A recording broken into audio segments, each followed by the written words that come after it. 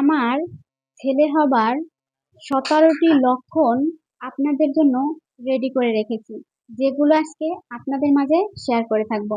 Hello viewers, আসসালামু আলাইকুম। আপনারা সবাই কেমন আছেন? আশা করি আলহামদুলিল্লাহ আপনারা সবাই ভালো আছেন। আপনাদের দোয়ায় আমিও ভালো আছি আলহামদুলিল্লাহ। তো আমি আপনাদের জন্য এই নোট করে রেখেছি ১৭টি লক্ষণ। এগুলো আমি একে একে আপনাদের সাথে শেয়ার করব। তো ভিউয়ার্স, আপনারা ভিডিওটি শুরু থেকে শেষ পর্যন্ত দেখে নেবেন। তো আপনাদের উদ্দেশ্যে সবার প্রথমে আমার একটি রিকোয়েস্ট, প্লিজ। আমি জানি আপনারা আমার ভিডিওগুলো প্রচুর পরিমাণে দেখে থাকেন, শুরু থেকে শেষ পর্যন্তই দেখেন, কিন্তু আমার চ্যানেলটি সাবস্ক্রাইব করেন না। প্লিজ দয়া করে আমার চ্যানেলটি সাবস্ক্রাইব করে দিন এবং আমার সাথে থাকেন। তাহলে আমি শুরু করি। প্রথমত হলো ১ নাম্বারে মর্নিং সিকনেস। আমার কোনো ধরনের মর্নিং সিকনেস ছিল না। আর এই মর্নিং সিকনেসটা কি? মর্নিং সিকনেস হলো সকালের খারাপ লাগা, বমি, বমি ভাব বা বমি হওয়া, মাথা ঘোরানো, ক্লান্তি একটা ভাব, এই বিষয়টাকে মর্নিং সিকনেস বলা হয়। আর এরকমের মর্নিং সিকনেস আমার একদমই ছিল না। ২ নম্বরে শরীরের বিভিন্ন জায়গায় কালো কালো দাগ হওয়া বা কালো হয়ে যাওয়া। বিশেষ করে গলার ভাঁড়, তারপর তলপেট, বুকের নিপন, তারপর বগল, তারপর কনুই, এরকমের শরীরের বিভিন্ন স্থান প্রচুর পরিমাণে কালো হয়েছিল। নাম্বার ৩, পেট উপরের ছিল। উপরের পেট বলতে বাবুটা একদম উপরে ছিল। তলপেটে কোনো বাবু ছিল না। মানে তলপেটটা একদম আমার ফাঁকা, ফাঁকা লাগছিল। বুকের নিচ অব্দি মনে হয়েছিল আমার বাবুটা ছিল। ৪ নাম্বারে ছেলেবাবু পেটে থাকতে আমি প্রচুর পরিমাণে ঝাল খেতে পছন্দ করতাম। আর আমার মন চাইতে আমি সারাদিন শুধু ঝালই খাই। মানে ঝাল জিনিসের প্রতি এতটা আগ্রহ বেড়ে গেছিল যা বলার মতো না। নাম্বার ৫, বাম পায়ে টান ধরতো। ২ পায়েই ব্যথা করতো।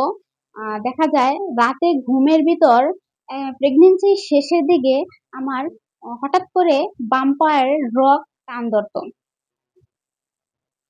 ৬ নাম্বারে স্বপ্নে বারবার ফল দেখতাম। আর বিশেষ করে বড়ইটা বেশি দেখতাম, গোল বড়ই। অনেকেই বলে স্বপ্নে টাকি মাছ দেখলে ছেলে হয়, স্বর্ণ দেখলে ছেলে হয়। আসলে জানি না, আমার ক্ষেত্রে উল্টোটা হয়তো হয়েছে। আমি এরকম কিছু দেখি নাই। আমি শুধু ফল দেখতাম। তাও বেশি দেখতাম বড়ই। তবে ফলই বেশি দেখতাম, কিন্তু আছে না ফলের ভিতর যেকোনো একটা বারবার দেখা, আর সেটা হচ্ছে গিয়ে গোল বড়ইটা। ৭ নাম্বারে ফেস, মানে চেহারা অসুন্দর টাইপের হয়ে গেছিল, কালো হয়ে গেছিল, সৌন্দর্যটা নষ্ট হয়ে গেছিল। মানে একদম, মানে আগে যেরকম ছিলাম সেরকম ছিল না, অনেকটাই পরিবর্তন হয়েছিল। মানে কেমন জানি হয়ে গেছিল, কালচে টাইপের এরকম হয়ে গেছিল। ৮ নাম্বার লিনিয়া নিগ্রা। আহ পেটের যে নাভির নিচ থেকে তলপেট অব্দি, যে নাভি পর্যন্ত থেকে বুক অব্দি বরাবর যে একটা স্ট্রেট লাইন থাকে, ওটাকে লিনিয়া নিগ্রা বলা হয়। ওটা হালকা পরিমাণ ছিল দাগটা, কিন্তু স্ট্রেট ছিল, কোন ধরনের ব্যাকা ছিল না। ৯ নাম্বারে বাবুর মাথা কোথায় ছিল? আসলে আমার বেবিটা উল্টো ছিল যদিও, তবে আমি তারপরে মানে উল্টো হওয়া থেকে যখন ওটা ও সোজা মানে টাইপে আইছিল, তখন মেবি আমি মনে করি যে ওর ডান পাশে মাথাটা ছিল। আমি যতটুকু বুঝতে পারছিলাম। ১০ নম্বরে প্রস্রাবের রং কেমন ছিল? প্রস্রাবের রং আমার প্রেগনেন্সির শুরুতে সাধারণভাবেই ছিল, সাদা টাইপের। কিন্তু আমি প্রচুর পরিমাণে মেডিসিন সেবন করছি, কারণ আমার থাইরয়েড ধরা পড়েছিল। তার জন্য হয়তোবা আমি মনে করি তার জন্য আমার প্রস্রাবের রংটা একটু হলুদ টাইপের ছিল। তবে হালকা হলুদ টাইপের ছিল, আমি যেটা মনে করি। কিন্তু এটার কারণে যে ছেলে হয়েছে এটা আমি সিওর না। তবে আমি যেটা মনে করি যে ওষুধের জন্য সম্ভবত আমার প্রস্রাবের রংটা হালকা হলুদ টাইপের ছিল।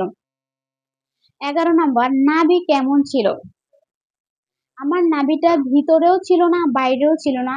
একদম পেট সমান বরাবর, মানে আ মানে স্ট্রেট একদম লেভেল হয়ে গিয়েছিল। মানে আছে না ভিতরে, অনেকে ভিতরে থাকে বা অনেকে বাইরে বেরিয়ে যায়। আমারটা কেমন মিশ হয়ে গিয়েছিল। মানে একদম সমান্তরাল ছিল। এরকম ছিল আমার ছেলের বেলায়। 12 নম্বরে চুল কেমন ছিল?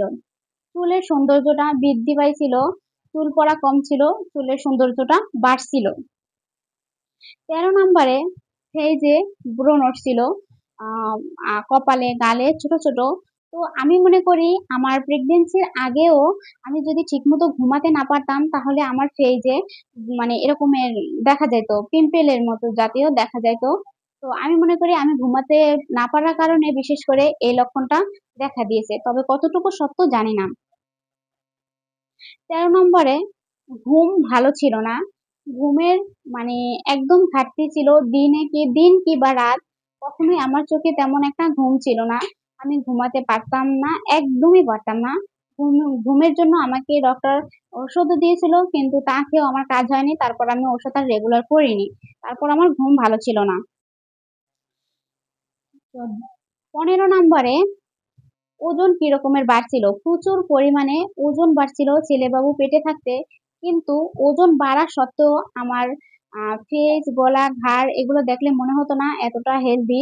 এই মানে ফেস, গলা, ঘাড় এগুলো একদম শুটকি টাইপের মানে শুকনো, শুকনো টাইপের হাড়-গোড় বেরিয়ে গেছে এরকম দেখা যাইত। কিন্তু ও প্রচুর পরিমাণে ওজন বাড়ছিল। তারপর ১৬ নম্বরে কোন দিকে ফিরে ঘুমাতে পছন্দ করতাম? আ ডান দিকে ঘুমাতে বেশি পছন্দ করতাম। যদিও আমি তেমন একটা ঘুমাইনি, বেশিরভাগই হাঁটছি বা বসে থাকছি। তারপরও যতটুক টাইম শুয়েছি বা একটু চোখ বুজেছি ততটুক টাইম আমি ডান দিকেই ছিলাম। কিন্তু আ আ ডক্টর সবসময় বলছিল বাম দিকে ফিরে ঘুমাতে বা বাম দিকে ফিরে ঘুমালে ভালো। কিন্তু আমি যতটাই বাম দিকে ফিরে ঘুমাতাম, আমি যখন জাগনা হতাম দেখতাম আমি ডান দিকেই ফিরে আছি। কারণ আমি মানে সবসময়ের জন্য ডান দিকে ফিরে ঘুমাই বা ঘুমানোর অভ্যাস। সেজন্য হয়তোবা আমি বাম দিকে ফিরে থাকতে পারতাম না।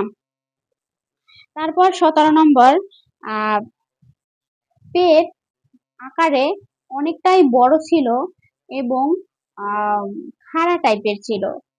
মানে পেট পুরা পেট অব্দি নিয়েই মানে স্বাস্থ্য মানে হেলথি প্রেগন্যান্সি ছিল কিন্তু খাড়া টাইপের ছিল।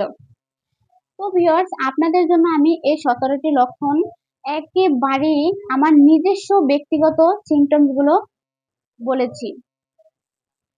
প্লিজ আপনারা সবাই আমার চ্যানেলটি দয়া করে সাবস্ক্রাইব করে আমার সাথে থাকবেন। এবং আপনাদের উদ্দেশ্য কিছু কথা আর সেটা হচ্ছে গিয়ে আমার প্রেগন্যান্সির সিম্পটমের সাথে যে আপনাদের প্রেগন্যান্সির সিম্পটমস মিলে যাবে এমনটা কিন্তু না। আবার যদি মিলে যায়ও তাহলে যে আপনাদের ছেলে হবে আসলে এমনটা কিন্তু না। দেখা যায় আপনার প্রেগন্যান্সির সিম্পটমস আমার প্রেগন্যান্সির সিম্পটম আলাদা, আলাদা থাকতে পারে। আবার একই থাকলে আলাদা জেন্ডার বা বাবু হতে পারে। তো ভিউয়ার্স বিশেষ করে এই কথাটাই আপনাদের বলবো, এরকমের symptoms থেকে আসলে কখনোই কিন্তু 100% সিউর হতে পারবেন না যে আপনার গর্ভের সন্তানটি ছেলে নাকি মেয়ে। আপনাকে যদি 100% সিউর হতে হয় তাহলে কিন্তু অবশ্যই আপনাকে ভালো কোনো স্থানে আল্ট্রাসোনোগ্রাফি করাতে হবে এবং তার মাধ্যমে জানতে হবে। তো ভিউয়ার্স আপনাদের যদি কোনো প্রশ্ন থাকে অবশ্যই কমেন্ট বক্সে জানিয়ে দেবেন। আমি আপনাদের প্রশ্নের উত্তর দিয়ে দেব। আজকে এ পর্যন্তই। সবাই ভালো থাকবেন, সুস্থ থাকবেন। আল্লাহ হাফেজ, টাটা, বাই বাই।